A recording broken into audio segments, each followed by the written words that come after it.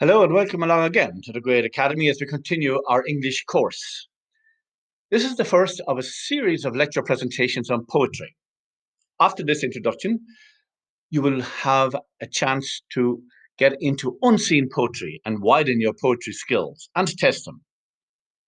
Then you will have double presentations on each of the 8 poets in succession, an introduction and overview, and then a treatment maybe of 4 or 5 poems by each poet, sometimes under the aegis of a question. So you can read the slide that's now in front of you. I'll pause while you read it.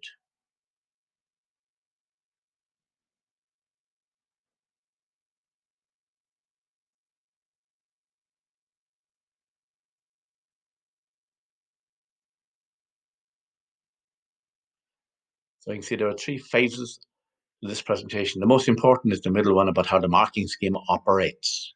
You will be offered an unusual poetry assignment soon as well.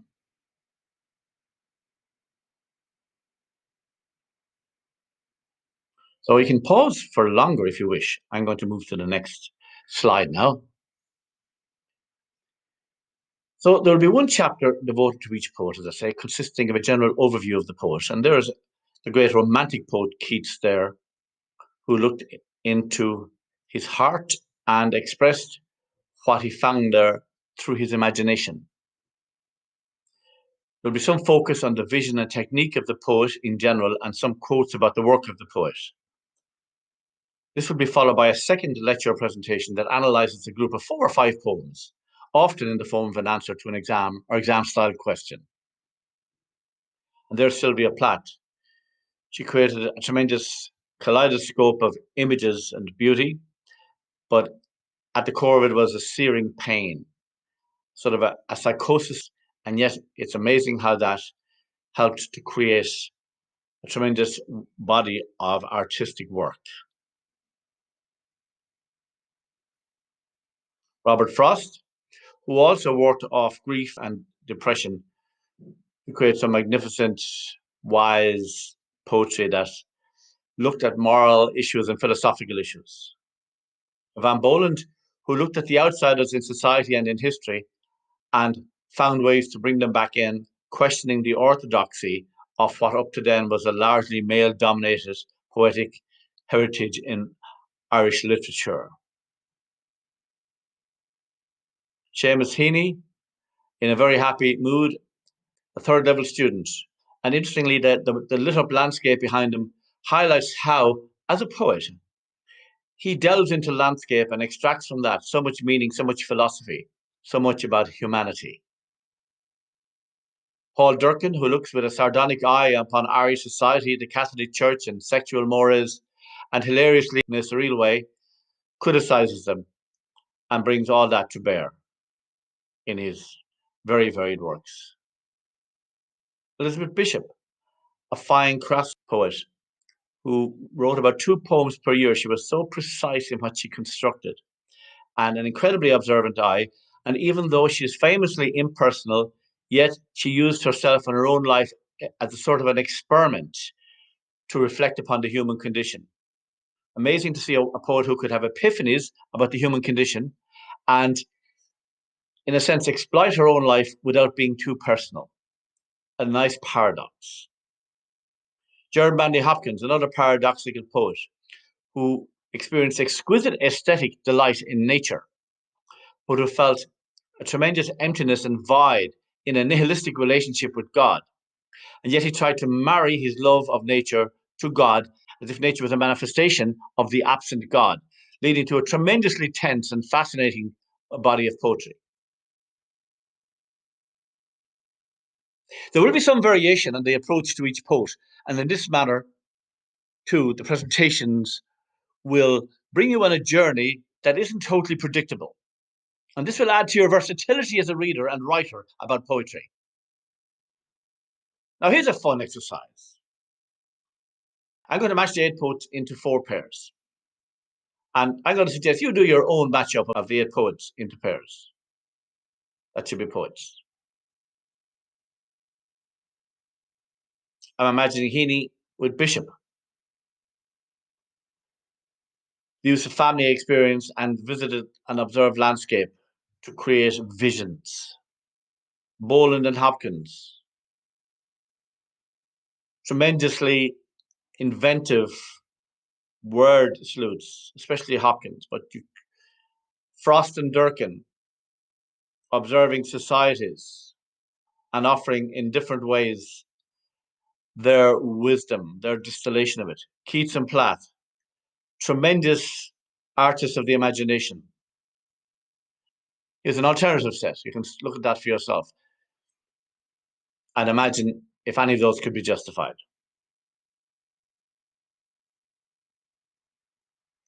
Anyway, here's the assignment I promised. I want you to use your imagination, which is something that poets do a lot. Imagine you are in a room with all 8 poets. I want you to select 2 for a lecture tour.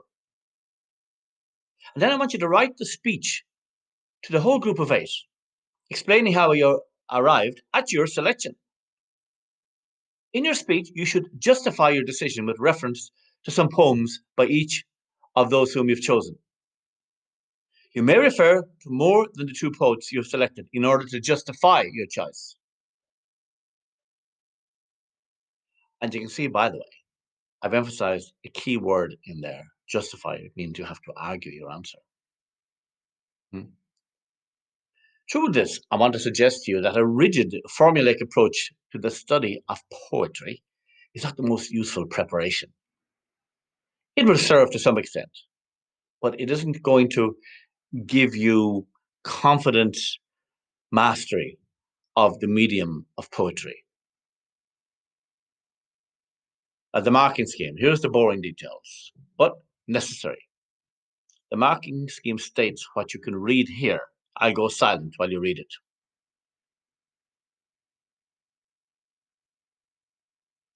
I'll just emphasize the word representative. Therefore, practical sense suggests as follows. Any 5 of the 8 poets will appear on the adjusted 2021 exam paper. So a study of 4 prescribed poets guarantees you one of your studied poets will appear on the exam paper. So a recommendation. For purposes of a decent choice range, and because the experience of a wide range of poets deepens your skill and responsiveness, we recommend you study at least 5 poets from the 8. Of course, you will specialize in 4 of these. You would sort of major in some poets, and you'll be happy if those poets appear on the exam paper or one of them. Unless, of course, the wording of the question means you actually have to skip to another poet. That's why I recommended 5, so that you have enough range available to you to respond to the question that you can best answer on the day. Because marking is based not on knowledge, but on how you apply whatever knowledge you have in a relevant way.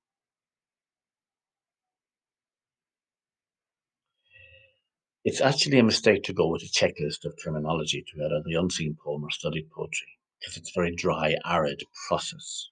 It's trying to reverse engineer the poetic experience through technical terms. Examiners don't really appreciate that as being at the top end of quality work at all. You will be rewarded for your age related capacity to deliver response to the actual imagery and feelings in the poetry and how it's constructed. And if you happen then to name some words and phrases with labels that are of a technical kind, then you will succeed.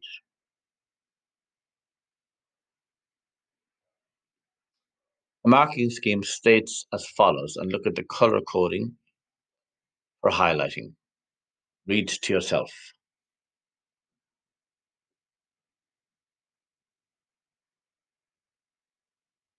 So, themes, style, and viewpoint in blue.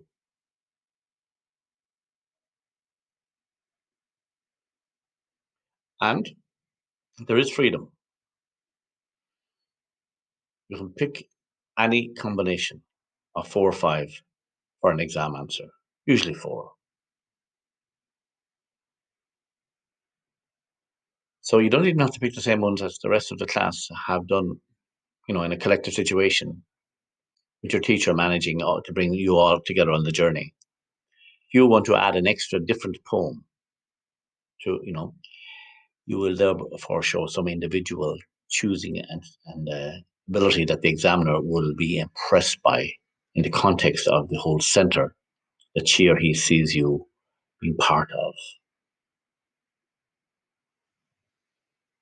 Hey, don't just settle for notes. Can I say that to you? That's like settling for that kind of a car. And you could maybe have one on the left. You have any particular preference? Well, you can see the purpose of this analogy, can you? Instead of settling for notes written by somebody else, take on the challenge of feeling and imagining the poem. And then you will preempt kudos and laurels of a car like that, relatively speaking. You know what I mean? How many poems? There it is. I've mentioned it already. As you read that, note what I have there in purple. Avoid providing background information on the poet in a long opening in an exam. It's not like a public speech where you politely give some background about the topic. The underlying nature of the task, this is from the marking scheme, that's really crucial. The underlying nature of the task is the invitation to the candidates. That's you as a student in the exam or as you present an assignment to your teacher, to engage with the poems themselves. So it's assumed that you know some of the relevant background of the poet, to guide you towards really understanding the poet. But you don't bring that to the surface in an exam scenario where you have about 45 minutes to write an answer. You're only marked and credited for quotes and reference used in an analytical way to fulfill the task of the question. So, what am I suggesting there? The notion of feeling the contents of the poem. Don't be afraid of your feelings and to try to understand them. And to realize that a poet can excite different or complex feelings in you that you don't normally do. That there's a sort of an introspective side to you, to everybody. And there is a sort of an intelligence related to that you can develop. Poetry is a great way to do so. It's actually a means towards psychological health and well-being as you progress through your life. Be able to read poetry and to sometimes resort to it. Briefly state your thesis or argument based on the exam question in your first paragraph. Maybe offer a list of some of the poems that you might explore. You don't have to. And then deliver an early quote. Look at this extract from a previous question. Note the emphasis on the use of language in the question. Just read it in green yourself. Well, white on green. Be more precise. And then you're invited quite often to agree or disagree. So you would agree with the notion of how the language aids the reader to uncover the intensity of feeling in his or her poetry. It'd be hard to disagree with that because that's at the core of what poetry is. But you could sometimes either strongly agree or disagree with the notion that it's the carefully judged use of language that aids the reader in the case of this particular poem or poet. Just generally, I'm giving you the message to sometimes dissent. Because the chief examiner, for example, has reported from the work of examiners that they find that students who sometimes show an ability to dissent with the thrust of a question and who do so convincingly using the work of the poet do very well. It's not that you want to set out to dissent the whole time, but that maybe if occasionally you found, even in the case of one poem, that an aspect of the question didn't apply, but yet you explored the poem through the filter of the language of the question. If you get me. So be ready to dispute sometimes in essays. But don't use that as a tangent to go off and just do something completely else that you're prepared to do that isn't in the question. So now I'm going to offer you a method to use or adapt for reading poems. So a sequence of slides here. I want you to look at them and maybe write down a few notes. I'm going to ask you to pause each slide. Look at what's highlighted in blue font, but write down maybe, as you pause, or scribble down some snippets from each slide. Pause and read and meet me on the next slide.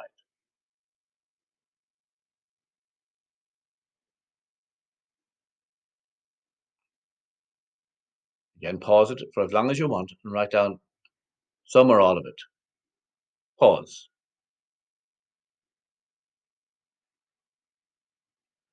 So the questions continue.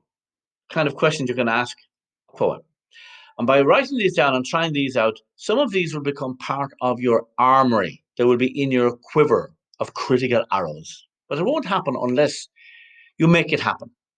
And that involves doing what I'm asking you to do. Pause, write some or all of them down, and be ready to apply them.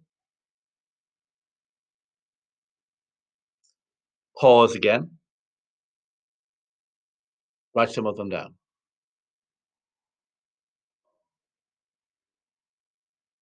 Pause.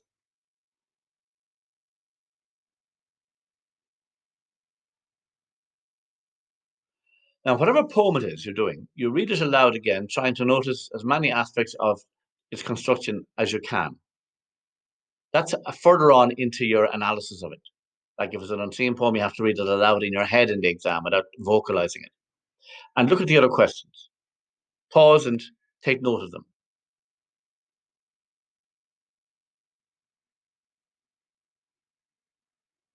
Now, so I've given you a lot of steps. You'd be a genius if you remember them all in sequence, and that's not the purpose of it. It's for you to select some of them as tools to help you to become an alert, critical reader of poems. And they're all nice and simple. And you see, there weren't too many technical terms, like a list of those devices, because it's more the thinking approach that becomes or that leads you to be fascinated by words and phrases. That's really what an examiner likes, and that's what you will enjoy most.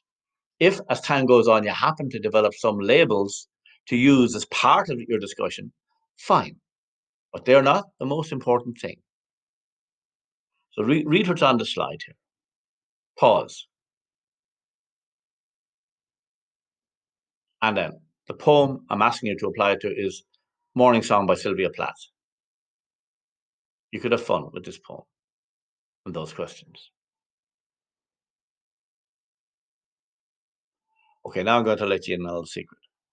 I wanted you during this presentation to do what I asked you to do, to write down as many of them as you can, taking time and furiously noting them, because that active engagement is crucial.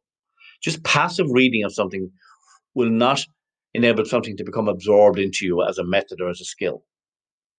But in order to help you tackle this part of it, go to your printable notes if you want, and you can print off all those questions for the poems in a sequence, numbered. So that could be a document on the side for you, guiding you as you then write down a whole series of snippets about this poem, snippets that are, in a sense, answers to the questions that are the tools to unlock it.